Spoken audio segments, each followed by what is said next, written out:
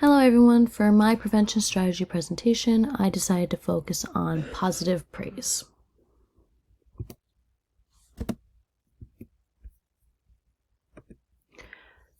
In the presentation, we'll be going over the purpose of positive praise, examples across the classrooms and contexts, examples for at-home strategy, supporting instructions in a positive environment, resources for my colleagues, and interactive activities. First, we're going to be starting off with a quote from the article that I used. Praise is a very simple and feasible tool you have in your toolbox that can help to promote successful student behaviors in your classroom. The behaviors that you give attention to will increase. Therefore, finding ways to provide attention to students when they are using effective classroom behaviors will increase the likelihood they will use them in the future.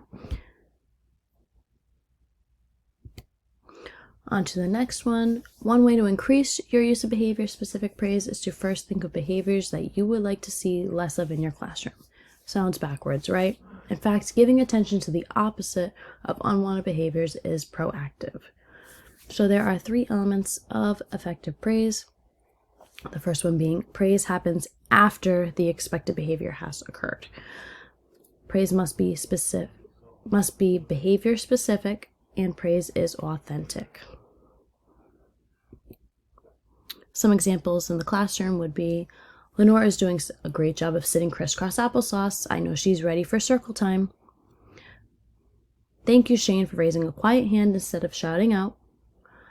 I love that Adriana is using her walking feet in the classroom. She is making a safe choice. Michael is doing an awesome job standing in line quietly with his hands behind his back. I know he is ready to walk in the hallway. Great job writing in your journal today, Greg. I can tell you tried your best. So right here, these are all examples of positive praise, and this helps encourage the children's behavior as well as bring attention to it for the other friends so that they follow the same behavior that you would like in your classroom.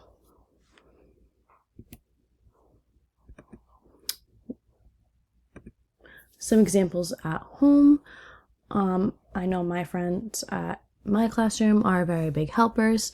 They love to help their parents around the house. They love doing little chores or even in the classroom as well. With this being said, some of the things that the parents might say frequently at home to help with that positive praise would be, I'm so happy you ate all your dinner tonight. Wow, you did such a great job picking up your toys. You have been such a big helper by feeding your baby brother his bottle. And thank you for being such a big helper around the house today. One thing is that many of my kids in my classroom do have younger siblings, and with playing in dramatic play, we play a lot with babies or family and things of that nature, so they do like to interact a lot with their younger siblings and to help their parents out as much as they can. So simple things like feeding the baby a bottle, allowing the parents to burp the baby after, or even just holding their baby brother or sister while sitting on the couch or watching a movie goes a long way, and they think that they're being a big help around the house. Supporting instruction in a positive environment reinforces behavior we want to see in the classroom. Positive praise brings attention to the positive behavior by pointing it out for other friends to see once again. It also encourages friends to follow the same behavior. By pointing it out more and more, it gets rid of the negative attention that we typically find ourselves doing by telling the kids no constantly, rather than reinforcing some of the good behavior that we want to see. Like, instead of saying no running in the classroom, we would say, I love to see walking feet in my classroom. Things of that nature. It also builds self-confidence for those children who are doing the expected behavior, and it also encourages confidence in their work in the classroom.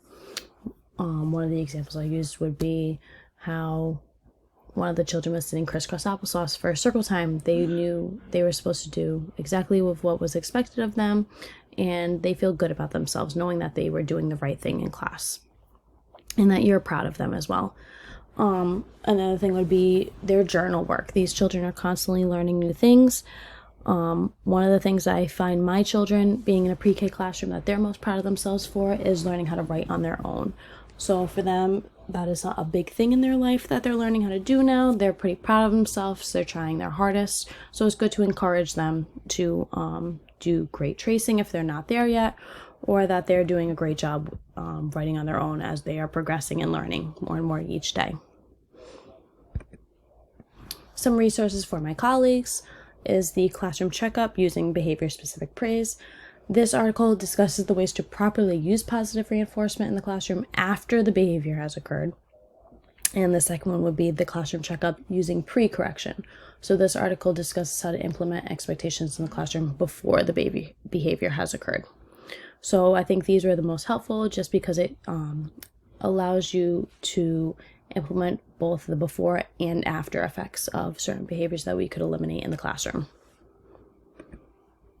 And an interactivity example that I decided to use would be playing on the sensory table. In my classroom, we do a lot of sensory and science activities or things that are very hands-on that the kids can work on.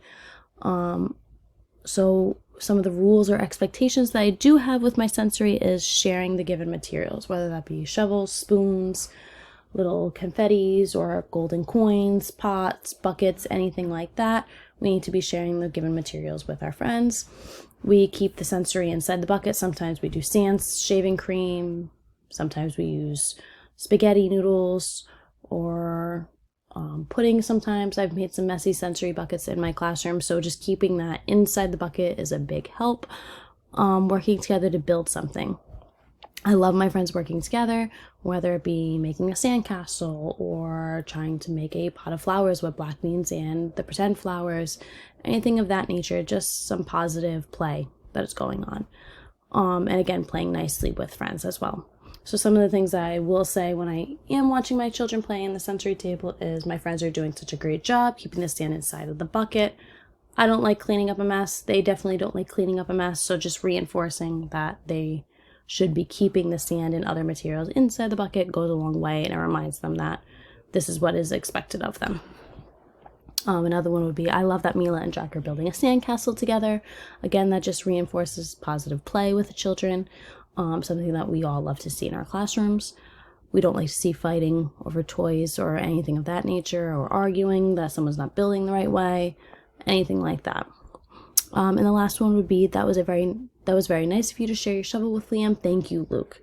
Sharing is a big thing in my room. We don't like to fight over the materials. Sometimes I'll even set a timer just so we know when one friend is done playing with it is the next person's turn to use it.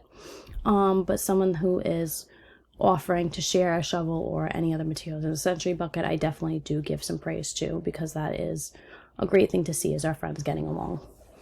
And that concludes my presentation. Thank you, guys.